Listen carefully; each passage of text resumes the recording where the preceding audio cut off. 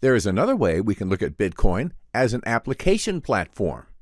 The key features of the Bitcoin blockchain, such as programmability, transparency, immutability, integrity, accountability, auditability, decentralized consensus, timestamping, security, direct peer-to-peer interaction, and open-source nature, among others, can enable a large range of applications beyond payments. Bitcoin was originally designed as a payment system, but the baseline technologies that power it open up much broader use cases. While users of the system see accounts, balances, payments, and wallets, there is a fundamental technological layer underneath. This architecture and its building blocks can be used to create many other useful applications on the Bitcoin blockchain. Let's have a look at a few examples. Digital notary and asset registers. The blockchain properties of Bitcoin make it a perfect system for demonstrating proof of ownership.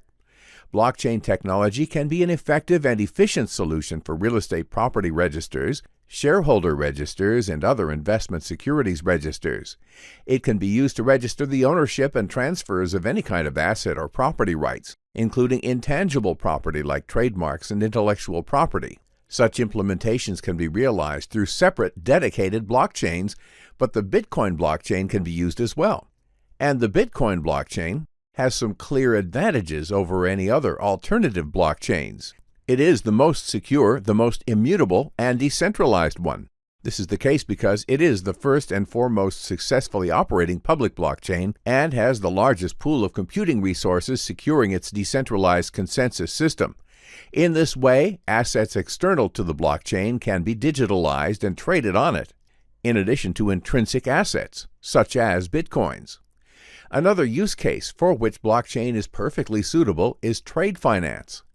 Imagine that a retailer in Europe wants to import and sell merchandise from China. For example, consumer electronics like TVs, refrigerators, microwaves, and so on. The retailer orders the merchandise from the manufacturer, which then needs to be loaded on a cargo ship and sent to Europe. Both parties to this transaction need security and assurance that they will get what they expect out of it. Travel times for ships to deliver goods from China to Europe are around 1 month. This raises counterparty risk that one of the parties may not receive its fair share of the value exchange. From the perspective of the vendor, in this case the Chinese manufacturer, they need to be confident they will get paid before they load the merchandise on the ship, because at this point shipping costs start getting incurred. The merchandise is also at risk of being stolen or otherwise compromised while in transit. From the perspective of the buyer, the European retail company, they need to be confident they will receive the merchandise safe and sound before they release the payment to the vendor. This type of international trade transaction is currently managed by trusted third parties such as banks.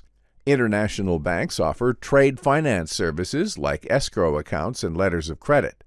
The way the system currently works is, the buyer deposits the funds for the payment to the vendor in an escrow account held at a bank. The bank then issues a letter of credit to the vendor guaranteeing the funds are there and will be released upon successful delivery and receipt of the goods. The problem with this is that such middlemen can position themselves as gatekeepers at strategic points in the business value chain where they control access to the flow of economic resources. If intermediaries are very large organizations, they may end up monopolizing the control over trade channels and be able to extract much larger value from the economy than the value they create. This scenario is defined in economics as rent-seeking. You can probably see how trade finance services can be automated with a single smart contract on the blockchain. This new technological paradigm will render such transactions much cheaper and more efficient. A single technological interface will facilitate direct interaction between buyers and sellers, thus eliminating any potential rent-seeking behavior by intermediaries acting as gatekeepers. Moreover, this interface can be a public, open-source technology such as the Bitcoin blockchain, which is not controlled or owned by any single third party. Let's have a look at yet another blockchain use case, crowdfunding. The crowdfunding use case can be enabled by smart contracts releasing funds to the project upon reaching certain milestones or targets. These can include successful delivery of the product to the market or achieving certain level of revenues or profits. In this way, blockchain can be a viable decentralized alternative to Kickstarter or other existing startup funding platforms. Funds can be locked in a smart contract and released at stages upon meeting certain conditions, in this case, the project receiving milestones. Again, the Bitcoin blockchain can provide the transaction protocol infrastructure to implement such solutions as second-layer technologies with user interfaces on top. Again, these are not just hypothetical use cases and applications. There are projects that have been developing such solutions already for a few years. One such application is called colored coins.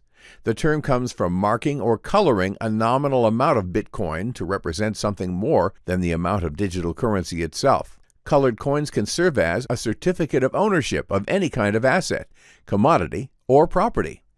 They use Bitcoin transaction scripts to encode and store additional data related to such other assets or properties. This additional data is called metadata. When colored coins are created or issued by inserting the relevant piece of code in a Bitcoin transaction, this registers the external asset on the Bitcoin blockchain and creates an asset ID with timestamp.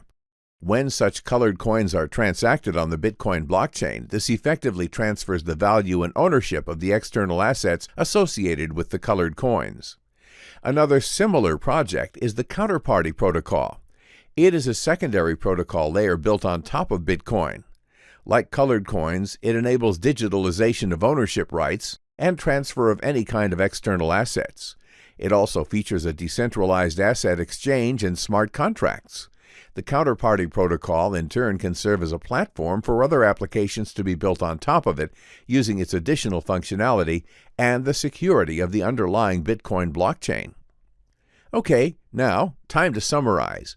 In this section, we provided an overview of the Bitcoin blockchain as an application platform. Its programmability enables the creation of smart contracts that can automatically execute business logic and be applied in a wide range of industries and markets. It can also be used to create digital tokens representing any type of physical asset from the real world. In this way, such assets can be traded easily and value can be transferred. These transactions can be implemented with smart contracts, thus enabling complex transaction structures to be programmed and executed automatically. The Bitcoin blockchain enables all this to be done in a direct peer-to-peer, highly secure, fast, and cost-effective way globally.